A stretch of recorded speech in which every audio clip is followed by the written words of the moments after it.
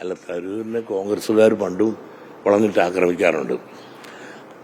അദ്ദേഹം എപ്പോഴും ഒരു ഉള്ള സത്യം ഉള്ളതുപോലെ പറയുന്ന ഒത്തുപറയുന്ന ആളല്ല. കാരണം പുള്ളി ഒരു പൊളിറ്റീഷ്യൻ അല്ല, അതാണ് പ്രധാന കാരണം. രാഷ്ട്രീയ സാഹചര്യത്തിൽ നിന്ന് വളർത്തിയതല്ല.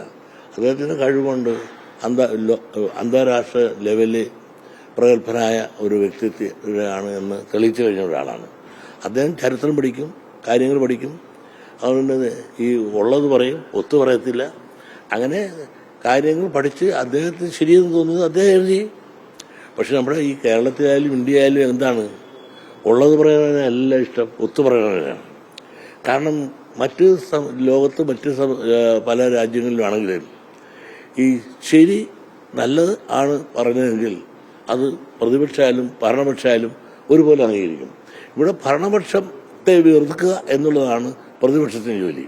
ഭരണപക്ഷം ശരി ചെയ്താലും തെറ്റ് ചെയ്താലും ഇഷ്ടമില്ലാത്ത അച്ചി തൊട്ടതെല്ലാം കുറ്റം എന്ന നിലയിൽ എന്തിനും ഏതിനും ഉള്ളതിനും ഇല്ലാത്തതിനും വിമർശിക്കുക എന്നുള്ളതാണ് പ്രത്യേകിച്ച് ഇപ്പോഴത്തെ പ്രതിപക്ഷത്തിൻ്റെ പ്രധാന ജോലി. അതിനിടയിലാണ് ഈ തരൂരിൻ്റെ ഈ സ്റ്റേറ്റ്മെന്റ് വന്നപ്പോൾ അവര് ആകെ കല്ലുകടിച്ച പോലെ ആയിപ്പോയി. തരൂര് സത്യസന്ധമായ അദ്ദേഹത്തിന് തോന്നിയ ഒരഭിപ്രായം കേരളത്തിലെ വ്യവസായ കാര്യങ്ങളെപ്പറ്റിയും അതിൻ്റെ ഉയർച്ചയെപ്പറ്റിയും നിഷ്പക്ഷമായ ഒരു അഭിപ്രായം ലേഖനം എഴുതി. അദ്ദേഹം അതിനകത്ത് ഉറച്ചു നിൽക്കുന്നു എന്ന് പറയുന്നു. മാത്രമല്ല അദ്ദേഹം പറയുന്നത് ഞാൻ എഴുതിയത് നിങ്ങൾ വായിച്ചു നോക്കുമെന്ന് പറയുന്നു.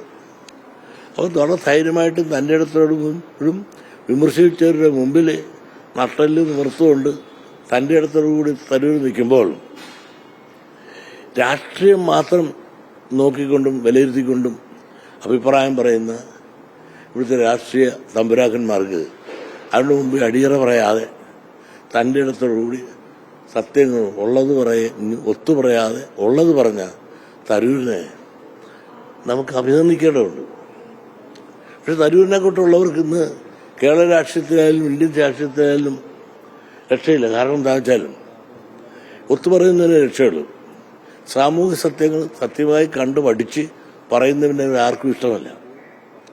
അത് നമ്മുടെ ഇവിടുത്തെ പൊളിറ്റിക്സിന്റെ രാഷ്ട്രീയത്തിന്റെ ഒരു വികലമായ ഒരു സ്വഭാവ വൈകൃതമായി ഇന്ന് നിലനിൽക്കുകയാണ്.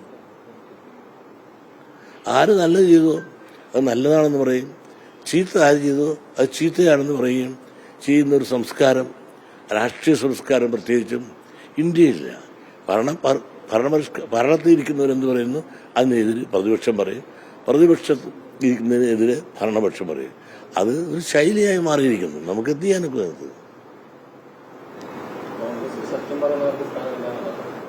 കോൺഗ്രസിനകത്ത് സത്യം പറഞ്ഞ് സത്യം ഇപ്പൊ ആർക്കും പറയാൻ പാടില്ല. തരൂരിന് സത്യമല്ലേ പറഞ്ഞു. അയാൾ 4ാമത്തെ പ്രാവശ്യം ജയിച്ചില്ലേ കുഞ്ഞെ. അദ്ദേഹത്തെ എതിർത്തവരാണ് കോൺഗ്രസ്സുകാർ പലരും. ആ സീറ്റ് ആഗ്രഹിച്ച് പലരില്ല ഞാൻ തിരുവനന്തപുരത്ത്. എന്നിട്ട് അവിടുത്തെ ജനങ്ങളെന്താ ചെയ്തത്? അവിടുത്തെ ജനങ്ങൾ പ്രബുദ്ധരാണ്.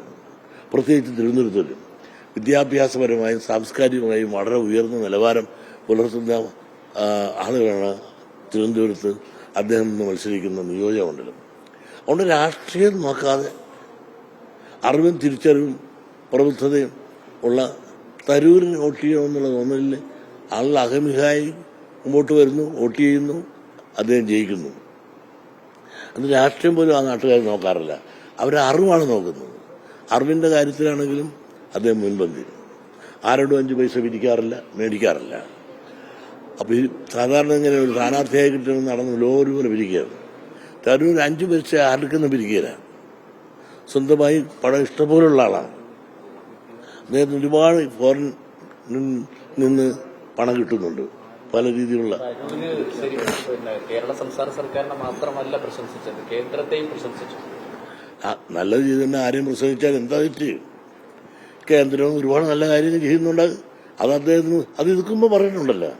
അതുകൊണ്ട് അദ്ദേഹം BJP പോകട്ടെ എന്നൊക്കെ പറഞ്ഞ ആളുകളുമുണ്ട്. ഇനി BJP പോകുന്നവരെ വ്യാഖ്യാനിച്ച ആളുകളുണ്ട്. അപ്പൊ ഇത് രാഷ്ട്രീയമാണ്. ഇപ്പൊ ഈ രാഷ്ട്രീയത്തിൽ ഇങ്ങനെ മാറിയും തിരിഞ്ഞും ഇതൊക്കെ ഇങ്ങനെ ഓരോരുത്തരെ പറ്റി പറയും.